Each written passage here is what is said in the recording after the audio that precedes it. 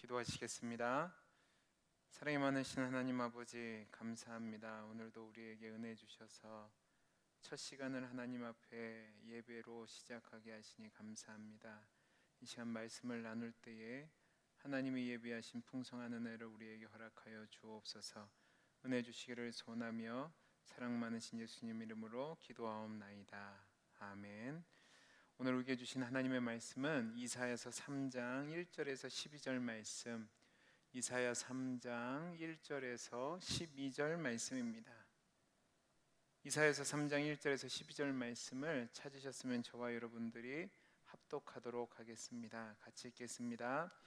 보라, 주 만군의 여호와께서 예루살렘과 유다가 의뢰하며 의지하는 것을 제하여 버리시되 곧 그가 의지하는 모든 양식과 그가 의지하는 모든 물과 용사와 전사와 재판관과 선지자와 복술과 장로와 50부장과 귀인과 모사와 정교한 장인과 능란한 요술자를 그리하실 것이며 그가 또 소년들을 그들의 고관으로 삼으시며 아이들이 그들을 다스리게 하시리니 백성이 서로 학대하며 각기 이웃을 잔해하며 아이가 노인에게 비천한 자가 존귀한 자에게 교만할 것이며 혹시 사람이 자기 아버지 집에서 자기의 형제를 붙잡고 말하기를 내게는 겉옷이 있으니 너는 우리의 통치자가 되어 이 폐허를 내 손아래에 두라 할 것이면 그날에 그가 소리를 높여 이르기를 나는 고치는 자가 되지 아니하겠노라.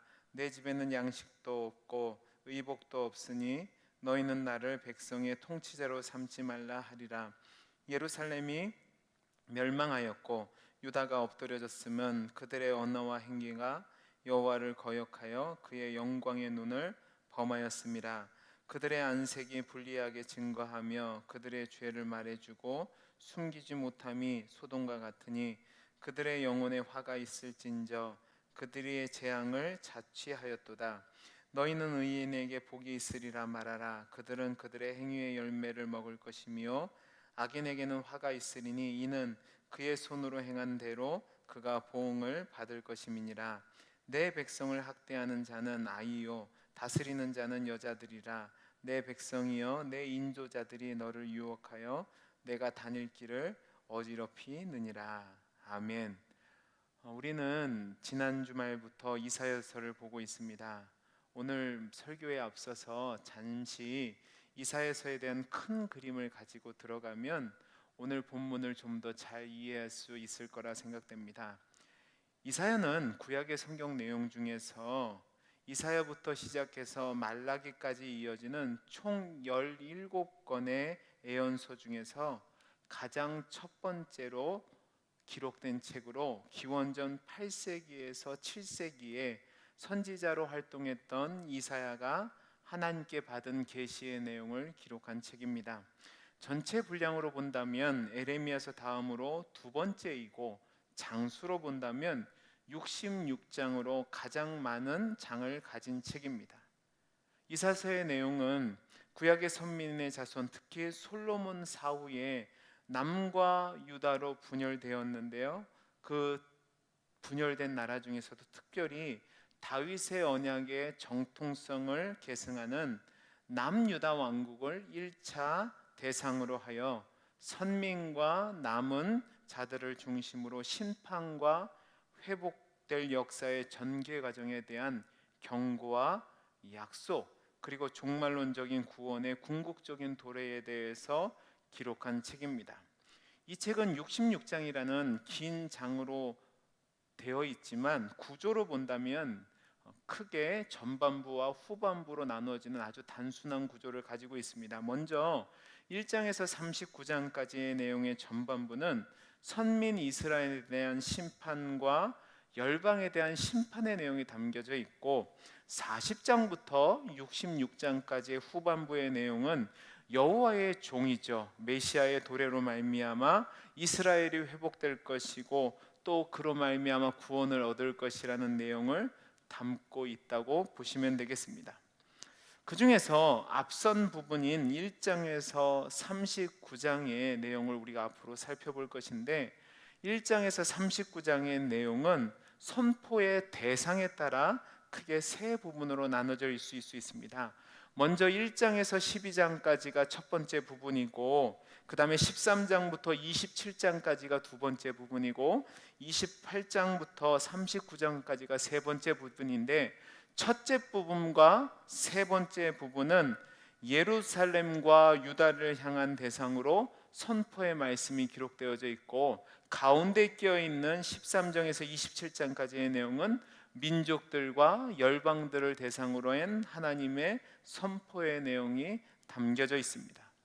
첫 번째 단락인 1장부터 13장까지의 내용을 살펴보면 12장까지의 내용을 살펴보면 여호와를 배반한 유다의 참상과 그로 말미암아 하나님께서 내리는 심판이 계속될 것이라는 경고와 그 후에 하나님의 은혜로 회복될 것이라는 약속들이 계속해서 기록되고 있습니다.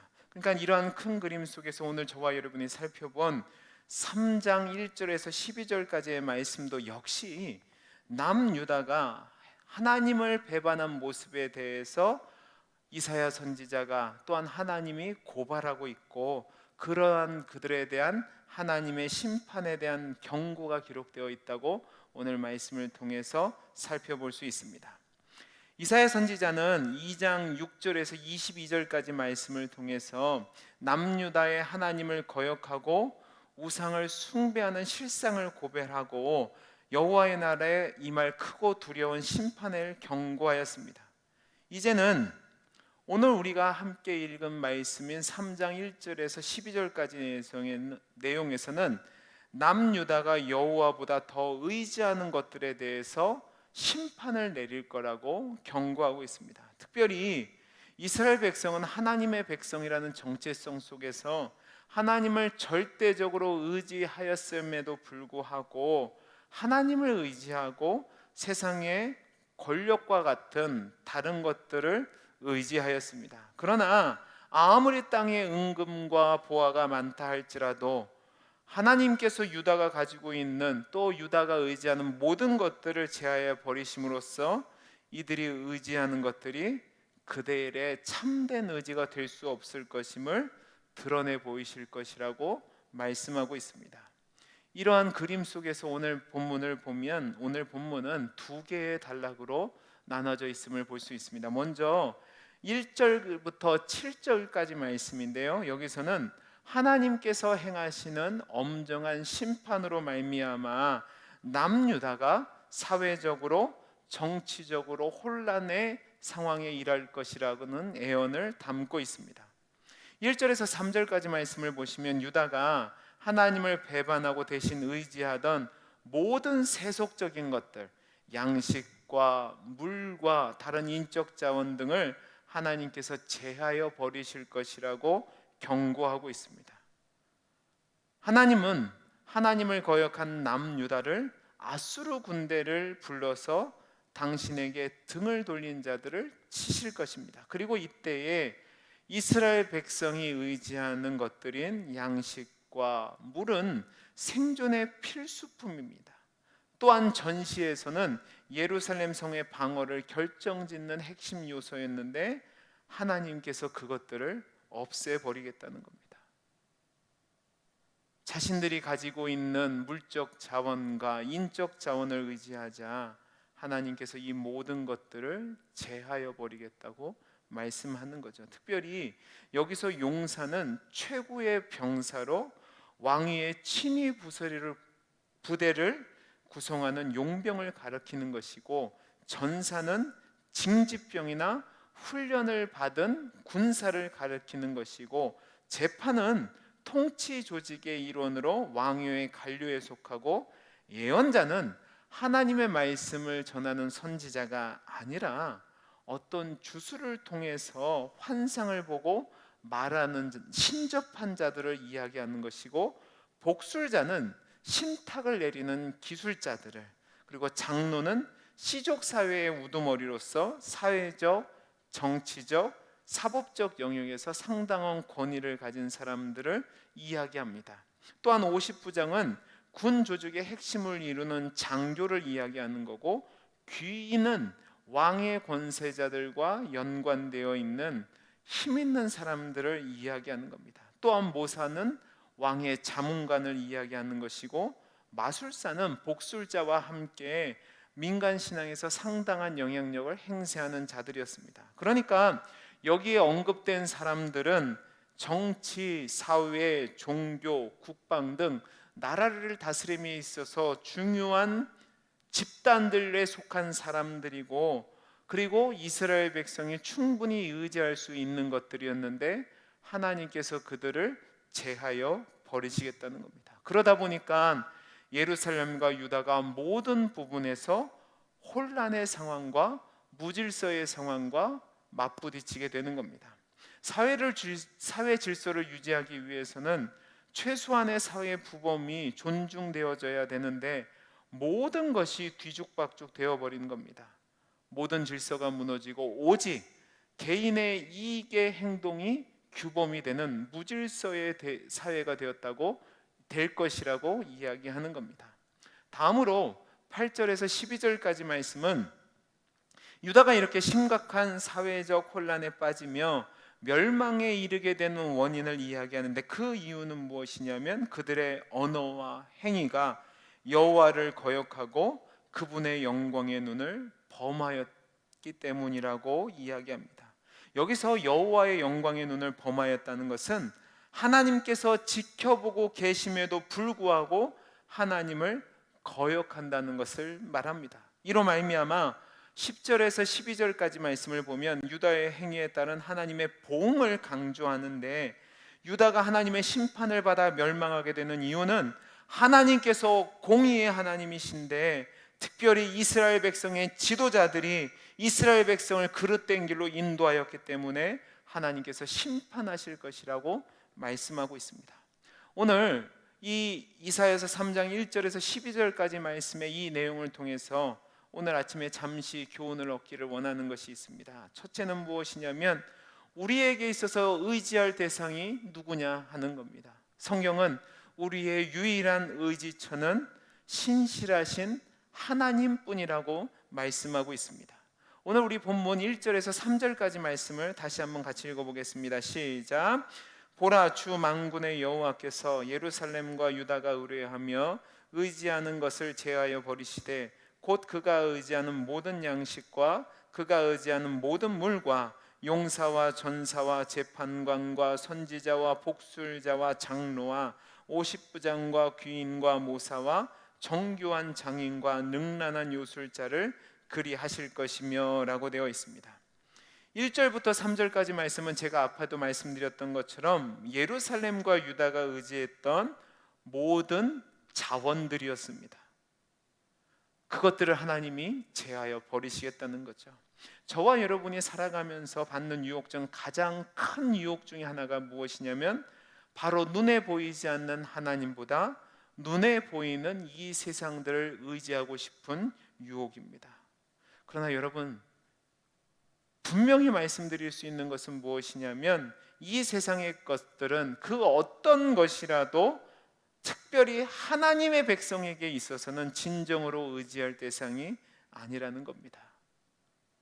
우리 하나님은 우리를 사랑하시는 하나님입니다. 이 말을 바꿔서 얘기하면 우리를 향한 질투하시는 하나님이십니다. 하나님은 당신 외에 다른 것들을 의지하는 것들을 절대로 용납하지 아니하십니다. 하나님께서는 하나님의 백성이 당신보다 당신이 누리도록 주신 이 세상의 것들을 더 의지하게 되면 당신의 백성들이 당신만을 의지하고 사랑하시도록 하기 위해서라도 그것들을 제하여 버리시는 거죠.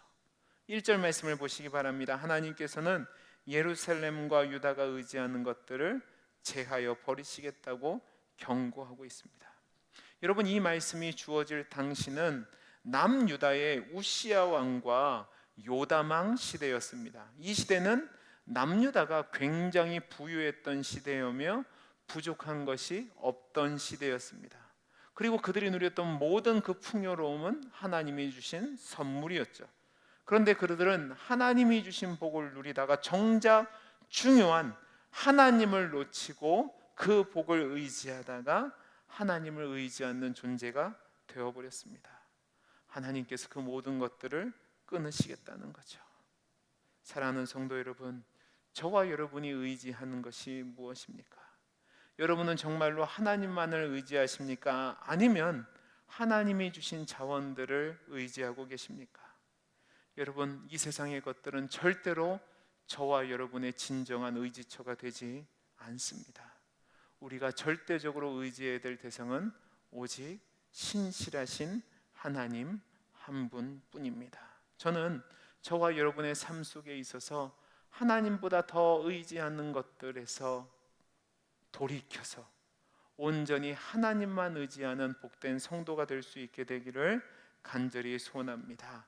두 번째로 오늘 말씀을 통해서 살펴보고자 하는 것은 오직 의인에게만 복이 있다는 사실입니다.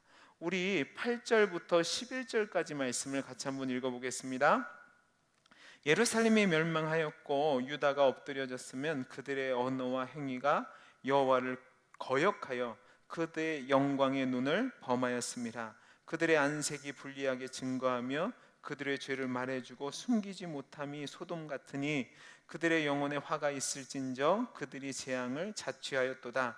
너희는 의인에게 복이 있으리라 말하라. 그들은 그들의 행위의 열매를 먹을 것이며 악인에는 화가 있으리니 이는 그의 손으로 행한 대로 그가 보응을 받을 것임이니라. 여러분, 이 말씀에서는 예루살렘과 유다가 하나님의 심판을 받아 혼란 가운데서 멸망당하게 될 이유가 무엇인지 이야기하고 있습니다. 그것이 무엇이냐면 하나님 앞에서 여호와를 거역하는 언행을 행하고 하나님의 영광의 눈을 범하는 죄를 행하였기 때문에 그렇습니다. 여호와의 눈을 범하였다는 것은 하나님의 영광의 눈으로 지켜보심에도 불구하고 그의 앞에서 공공연하게 악을 행함으로 말미암아 공의로우신 하나님을 의도적으로 무시하고 거역했다는 거죠. 이어서 9절에서는 하나님의 영광의 눈을 범한 예루살렘과 유다의 사악함을 보다 구체적으로 표현하는데 안색이 불리하게 증거한다라고 되어 있는데 이것은 그들의 죄악이 극에 달하여 철면피와 같이 된 것을 이야기하는 겁니다. 전혀 부끄러움이 없죠. 두려운 것이 없죠. 아니, 숨기지 않고 뻔뻔스럽고 습관적으로 아주 당당하게 하나님 앞에서 죄를 짓고 있는 모습을 보여주고 있는 겁니다. 하나님이 눈앞에 보이지 않으니까 하나님이 안 계신 것처럼 하나님의 목전에서 죄악을 행하는 거죠. 그러나 사랑하는 성도 여러분, 그들의 끝이 무엇입니까? 소돔과 고모라 같이 심판을 받게 될 것이라는 겁니다. 여러분, 이 세상을 살다 보면 악인들이 승승장구하게 되는 것을 봅니다. 그리고 나도 저렇게 살았으면 좋겠다는 유혹을 받을 때가 있습니다. 근데 여러분, 절대로 아닙니다. 우리 하나님은 공의의 하나님이시고 우리 하나님은 심판하시는 하나님입니다. 죄악에 대해서는 반드시 선악간에 심판하시는 하나님이십니다. 의에 대해서는 의의 심판을 하시고 악에 대해서는 악의 심판을 하실 것입니다. 하나님의 눈에 보이지 않으니까 언제 될지 모르니까 내 마음대로 살겠다. 가장 어리석은 겁니다. 오직 의인은 믿음으로 말미암아 산다고 그랬습니다. 하나님을 믿는 믿음이면 하나님 앞에서 바로 살 수밖에 없는 거죠. 저와 여러분 기억하시기 바랍니다. 하나님의 심판이 임박해 있습니다. 그리고 반드시 하나님은 선악간에 심판하시고 의인에게는 궁극적으로 복을 주시는 심판을 하실 것이라는 약속이 있습니다. 저는 우리가 이것을 믿는 믿음으로 살아가는 것이 말세를 살아가는 성도의 자세라고 생각하고 있습니다. 말씀을 마치겠습니다. 사랑하는 성도 여러분, 저와 여러분이 온전히 하나님만을 의지할 수 있게 되기를 간절히 소원합니다. 세상의 악에 동요되지 마시고 아무리 힘들고 어렵고 손해를 본다 할지라도 공의로우신 하나님 앞에서 다른 것들을 의지하는 것이 아니라 하나님만 의지하며 하나님 앞에서 선을 행하는 우리 성도님들이 되시기를 간절히 소원합니다. 기도하겠습니다. 사랑이 많으신 하나님 아버지, 감사합니다. 우리 사랑하는 성도님들 모두가 온전히 하나님만을 의지하며 또한 하나님 앞에서 선을 행하며 살아가는 복된 성도가 되게 해 주옵소서. 은혜 주시기를 소원하며 사랑 많으신 예수님 이름으로 기도하옵나이다. 아멘.